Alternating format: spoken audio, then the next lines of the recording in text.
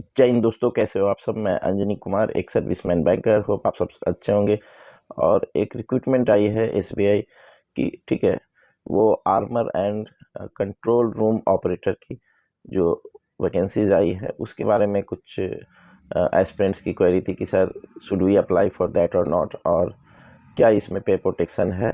तो यस, इसमें पे प्रोटेक्शन है and if you are eligible then you should apply. Specially it is for ex serviceman and Assam Rifles के जो हैं वो, प्लस जो स्टेट गवर्नमेंट फायर के हैं। तो लेट्स डिस्कस क्या है ये नोटिफिकेशन में। मैंने जब अपने सोर्सेज से पता किया तो यहाँ पे मुंबई में जो है 2 ऑफिसेस हैं जहाँ पे इनकी पोस्टिंग हुई है।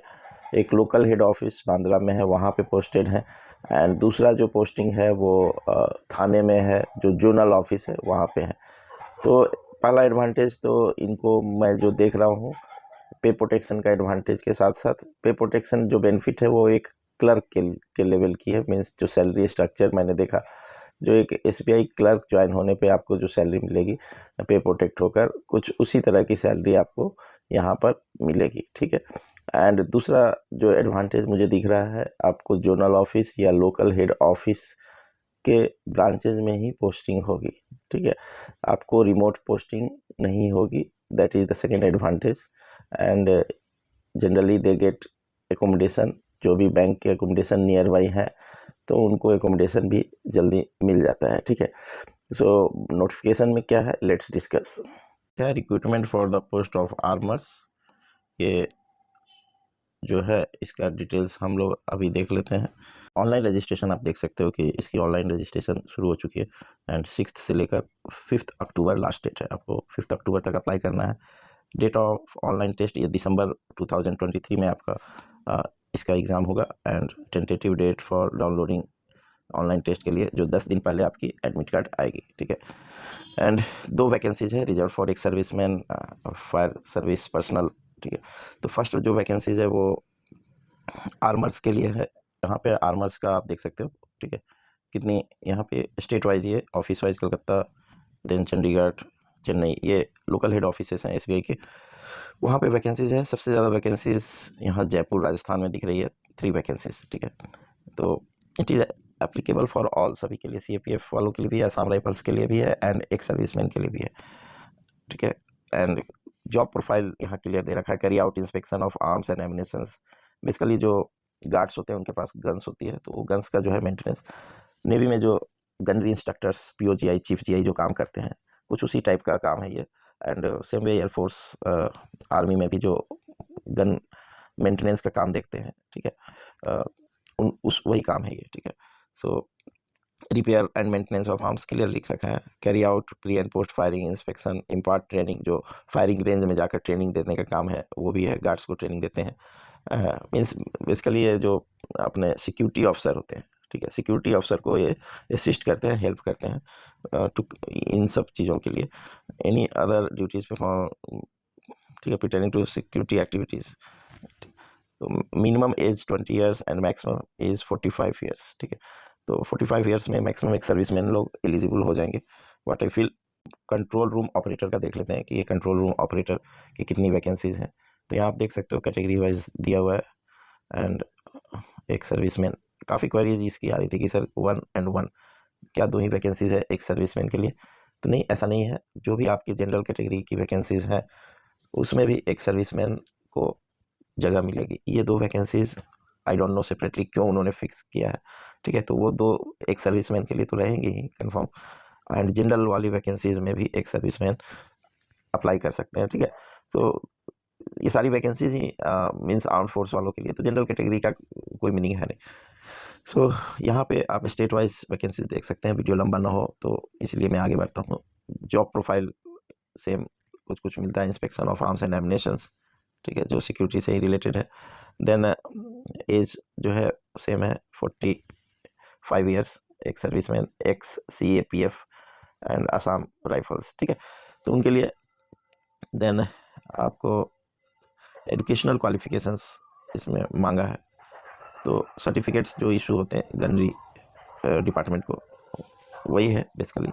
एंड यहाँ पे एक्सपीरियंस मांगा है, ठीक है। तो एक serviceman, XCF and AR and state fire department personal with minimum कितना मांगा है experience, minimum 10 years of service, ठीक है। Capable of dealing with building security and fire, basically इन्होंने मिक्स किया है यहाँ पे, फायर सेफ्टी भी ये देख रहे हैं, ठीक है। देन मेडिकल फिटनेस जो है ये यहाँ पे आपको क्लियर लिख रखा है कि S1 A1 मीन्स A1 एकदम मेडिकली फिट होने चाहिए आप। जो कैटेगरी पार्टी है उनके लिए ये वैकेंसीज नहीं है, हालांकि कुछ और भी उन्होंने क्राइटेरिया दिया है जो ऑपरेशंस में वो हुए हैं, तो वो मेडिकल ऑफिसर फाइनली डिसाइड करेगा कि you are fit for this job और not. Pattern of written test, online test होगा आपका, ठीक है। एंड इसमें जस्ट आपके नंबर ऑफ क्वेश्चंस दिए हैं एंड नंबर ऑफ मार्क्स जो है 10 क्वेश्चंस 20 मार्क्स जनरल अवेयरनेस के, then quantity aptitude reasoning and professional means आपके वही गन मेंटेनेंस से रिलेटेड, फायर सेफ्टी से रिलेटेड क्वेश्चंस होंगे, वो प्रोफेशनल नॉलेज में आएंगे। तो 20 क्वेश्चंस हैं 40 मार्क्स के, बाकी 10 क्वेश्चंस हैं 20 मार्क्स के। तो ऑलमोस्ट सिमिलर पैटर्न आप देख सकते हो, ठीक है, कि आपकी टेस्ट जो है किस किस लैंग्वेज में होगी वो दिया हुआ है।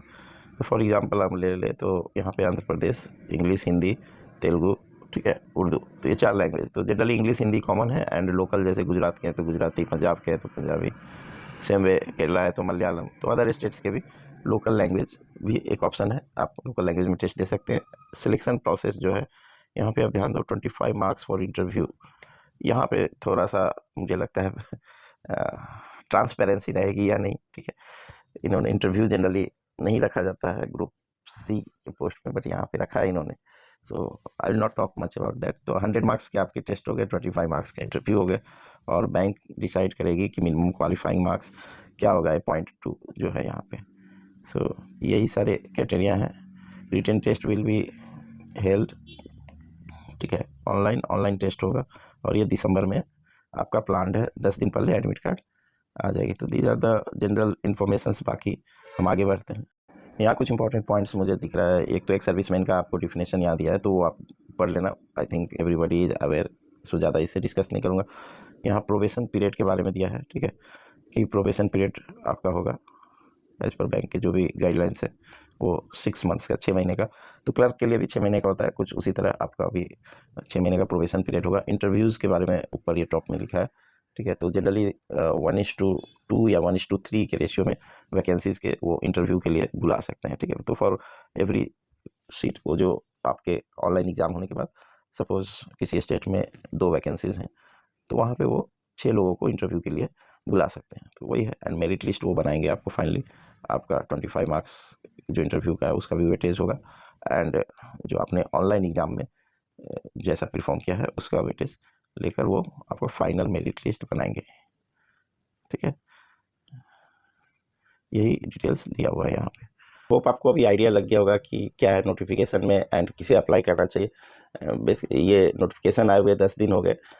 Since I have not appear this exam, जो एग्ज़ाम मैं खुद अपेयर नहीं किया होता, फिर I am depending on others to take the more information. So आपको तक जेन्यून इन्फॉर्मेशन पहुँचे उसके लिए थोड़ा सा टाइम लगा, बट स्टिल 5 अक्टूबर तक आपके पास डेट है। तो जो भी गन के मेंटेनेंस या फायर सेफ्टी से रिलेटेड आपके पास अगर सर्टिफिकेट्स वगैरह हैं तो you can apply, and it is at par एक SBI क्लर्क की जो सैलरी है वही सैलरी आपको मिलेगी। एंड मैंने पहले बताया आपकी पोस्टिंग लोकल हेड ऑफिस या जोनल ऑफिस, तो एक अच्छे जगह पे पोस्टिंग होगी। रिमोट ब्रांचेज आपको जाने की ज़रूरत नहीं है, that is the plus point. Hope you will like this information. Thank you for giving your precious time. God bless you all. कुछ और क्वेरीज हो तो कमेंट सेक्शन में आप लिखना, I will try to answer that.